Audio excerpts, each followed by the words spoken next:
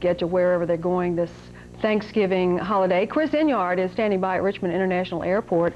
Chris, tell us what the situation is there, because I've been seeing some reports of snow possibly. Well, we were just talking about snow to the north in Washington. Also, I'm hearing snow possibly in Denver and Chicago. That could really tie those folks up at the airport up the rest of the evening. Well, it very well may, but it's up to you to check with your airline if you're leaving here tonight to see about your destination. As far as Richmond is concerned, the weather shouldn't be keeping any flights on the ground from this end. And right now, the traffic at the airport, the pedestrian traffic, is just beginning to pick up. The time is between 6 and 10 o'clock tonight. So things are moving pretty well, as typical for this holiday. And, of course, being a paid observer of human nature, I've noticed two kinds of travelers. The frantic, almost frightened traveler that is always late, trying to catch up with a flight. And then the other kind of traveler that has the philosophy that the legendary mayor of Chicago, Mayor Daley, had about voting.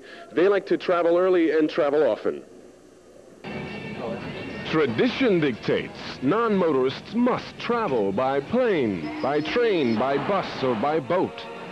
3 out of 4 ain't bad for Richmonders in a hurry to begin their Thanksgiving. I'm going to see my sister. I'm looking for a nice Thanksgiving. I've been home for a long time from my car accident, and I really need to get away.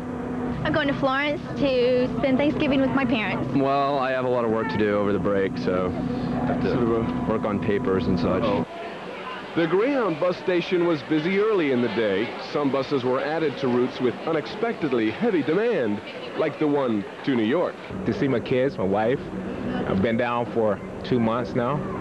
I think it's time. What are you going to be doing for the holiday? Going shopping. Really, I like to shop. I just got back from New York, going shopping again. At Amtrak, the trains were sold out, north and south.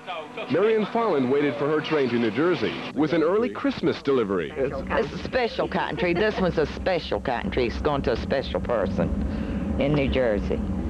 And if this don't get on the train, I don't get on the train. The throngs at the airport begin latest for travelers who can afford the flights but can't afford the time.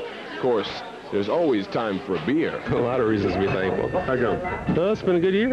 You know, I have a nice home, nice job, good family. Thankful for everything, really. Here, I'll drink to that.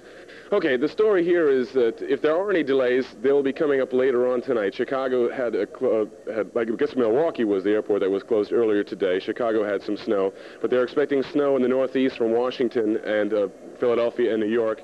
2 to 4 inches, as I understand, in New York. That could cause some delays there. So the thing to do is to call your airline and find out if you're going to have a delay.